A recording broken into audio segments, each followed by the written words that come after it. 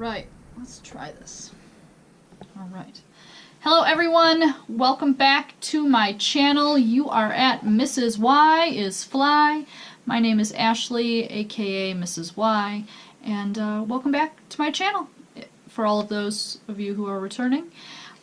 If you're new here, welcome. It's pretty easy going around here. Make sure you hit the subscribe button down below and the little bell next to it. Yeah, it's bell, right? Yeah. For notifications for when I upload a video. I'm trying to upload one video every week. Sorry, my phone is going crazy. Shut up. So today I wanted to talk to you guys about sort of what I'm going through right now at school, which is the end of first semester, and we are officially beginning second semester Monday. So in 2 days I get 2 new classes of kids, and I keep my freshmen all year. I teach high school, so we have freshmen. I have 2 groups of freshmen. We teach them every other day for 84 minutes, so I have them the whole year. But I'm losing my AP Literature seniors and my yearbook class. Trading them in, if you will, for a film studies elective and for English 12 general, which is going to be a freaking blast. I'm really excited. So I'm working on planning curriculum for both of those things, and just going to be a nice change of pace. But as we round into second semester, I wanted to kind of highlight, let's see, 6 of my top resources that I am going to use this semester more diligently. And maybe you've heard of some of these things, and maybe some of them you've never heard of, and that's why I wanted to do this video, to hopefully share some of my resources with the YouTube teacher community, and maybe you can give it a try, and maybe it'll become one of your favorite resources. That's how a couple of the resources on my list I've discovered is from people in the YouTube teacher community and from Instagram teacher accounts. So let's talk about my favorite resources. So number 1 is this website called HemingwayApp.com. That's Hemingway, app.com. So Hemingway App is completely free and easy to use, and my AP seniors loved Hemingway App as a writing tool and a resource for them to check their writing. So what happens in Hemingway App is you can copy and paste your, say, your essay that you're writing on, working on, into Hemingway App, and it evaluates how many of your sentences are difficult to read, how many of your sentences are difficult to understand, how many adverbs do you have, and it lists everything right on the right-hand side in the on the screen, like instantly. And then it gives you suggestions for how the students can go back in and fix those things really quick. It gives you suggestions for synonyms, grammar suggestions on how to move sentences around. It is just great. I really recommend it for everyone. HemingwayApp.com. It's free. It's a website. You just copy paste your work in there. Bam. Make some changes. Recopy into a document.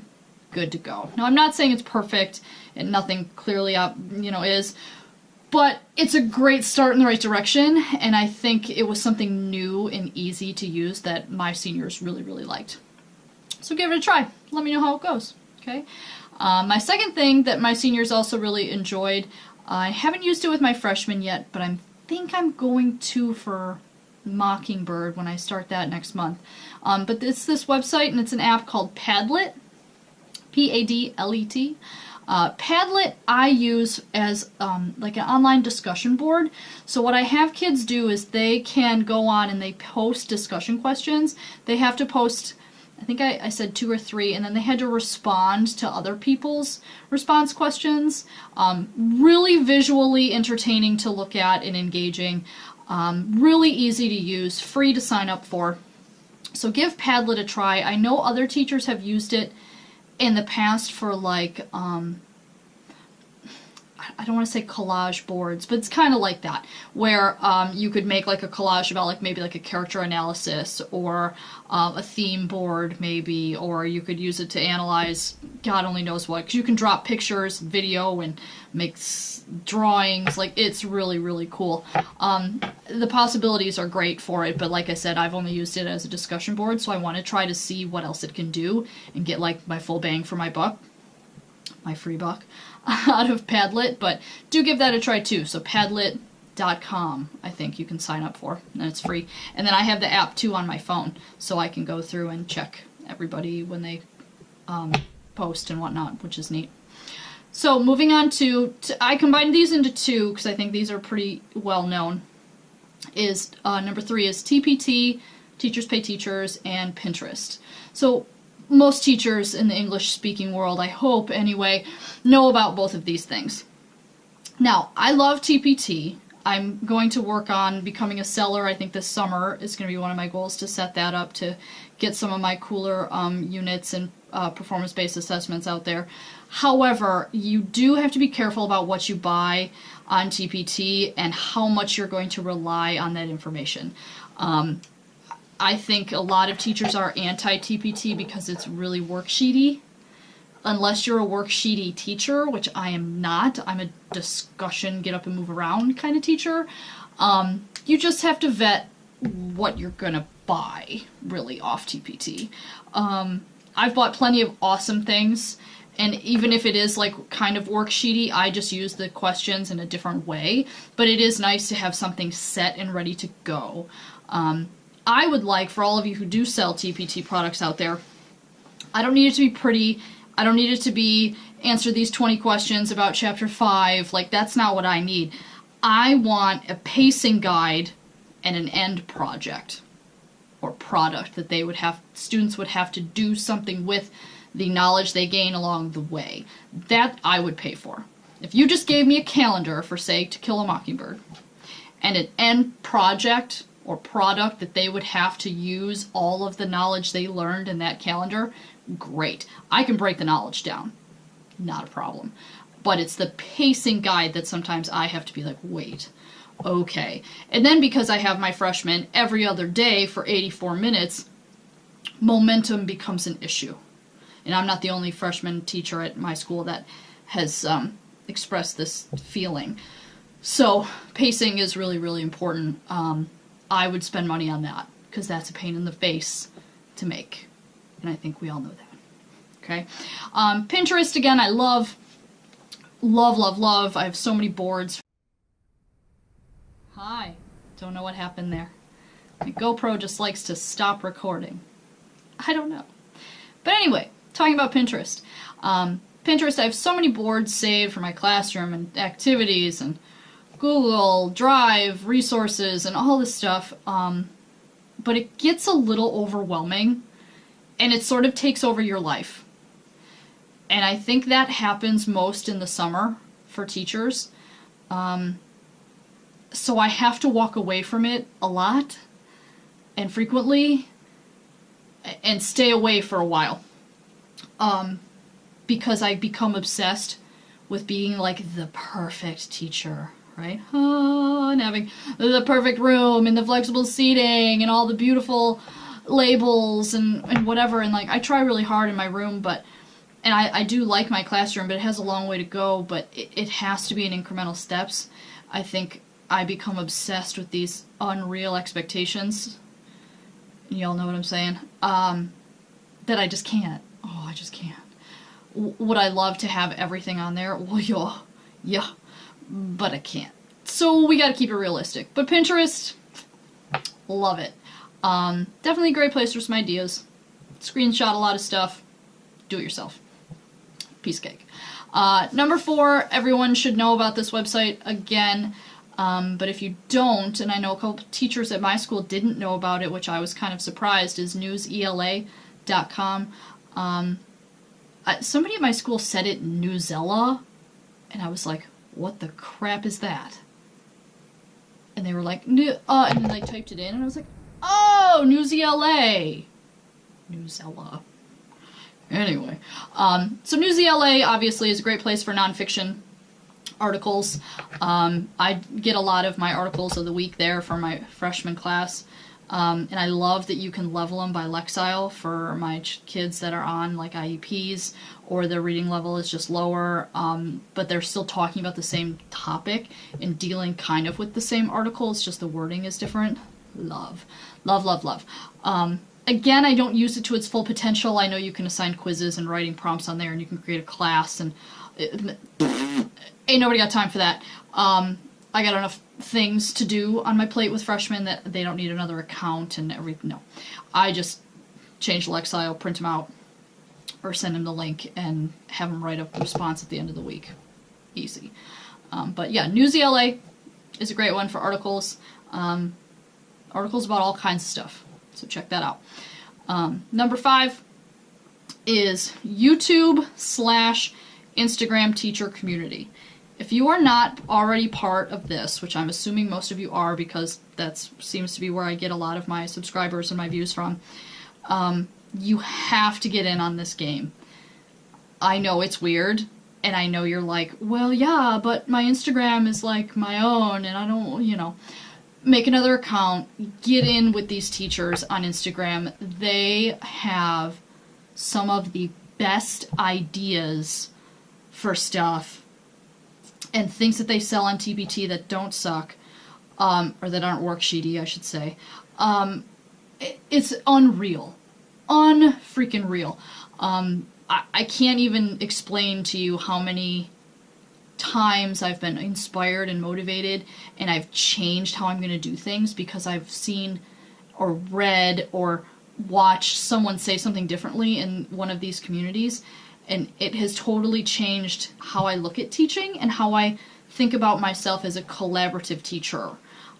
So hopefully if you're watching, you're doing great things, my YouTube teacher fam, but if you're not, get on it, man. Like, it's awesome. It's well worth your time. Well worth your time. And then my next two, actually, my last two resources actually came from people in the Instagram teacher community that I have recently become friends with. Well, I've used this one before. So number 6 I've used before, which is Kahoot. Kahoot, you can do like live quizzes and it turns it into a game and it has like live updated results, and my seniors loved it because they get really hyper competitive about absolutely nothing. We call it inconsequential competition because it really doesn't matter who wins, but they like it. So I haven't used it a whole lot. Again, got to get into it a little bit more, but Kahoot is fun. They like Kahoot a lot. So if you can get a Kahoot quiz going, great for really quick formative assessment stuff or a review game. Excuse me. My seniors did it. Some of them used their cell phones, which of course, you know, they love doing that. Others used Chromebooks. It was great. We had a lot of fun with that one.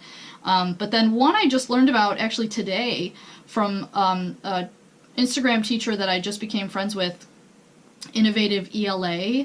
Allison, I'm giving you a little shout out, girl. Hey. She sent me some resources on a mini unit that she does. She calls it Life Skills. And it's all about writing a resume, writing a cover letter, being able to interview for a job properly and not embarrass the crap out of yourself, right? And actually get the job and compose yourself in a sort of professional way that I think a lot of our students have no training in. And it's one of those things where if we don't teach it to them, where do they learn that? Like, where did I learn that? I wasn't taught that in high school. Would that have been great to, learn instead of reading A Tale of Two Cities? Yeah, it's always the worst of times, right? So I want to do a unit on this with my 12 General starting next semester, and it's the first thing I'm going to do. So she shared some of her resources with me, and in her email, she mentioned this thing called Pear Deck. I don't know if anybody has heard of this. Pear, P-E-A-R, Deck, D-E-C-K. I was like, Pear Deck? The crap is that? So I go to the Google. Turns out it's like an interactive slideshow add-on for Google Slides. What? Why did I not know about this? So you can have kids like following along on the screen. First of all, holy crap, because I have to tell my kids to shut their screens half the time when I talk because they're not listening to me, right? But now they can follow along and they know what's happening and they can like vote and say like, what? Like I've watched like 3 YouTube videos about it and I'm like, where the crap was this my whole life? Like, amazing. So again, goes to show you, all I did on Instagram was become friends with this lovely teacher. She had this awesome unit. I commented like, hey, would love to buy this on TPT from you. She messaged me and said, it's not available, but here it is, and mentioned this program. Like, and now I have this awesome new resource in my toolbox to use, and I can't wait to tell my other teachers about it at my school once I kind of figure it out. Like, maybe I'll do a training on it at a staff development day. Like, fun stuff. So, shout out to you, Allison. Thank you, Innovative ELA. So, make sure you follow her on Instagram. I don't know if she has a YouTube channel or not. I'm not sure, or a blog or anything like that. But I know on Instagram, at Innovative ELA, all one word. So, that wraps it up for me. Just a quick video this week. Next week I'm going to do something kind of fun with my hubby. He won't be in the videos, but he's going to help me kind of make it happen behind the scenes.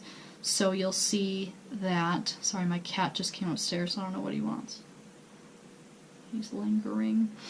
So, thank you for watching. Hopefully some of my resources prove to be helpful for you, and I hope I gave you a little golden nugget of knowledge that you can either use in your own classrooms and then maybe pass on to other teachers around you. Okay, so I think I'm going to link everything below as well, so if you don't understand what I'm saying, it'll be in the text below, and don't forget to hit the subscribe button and the little bell notification, and I will see you guys later. Bye!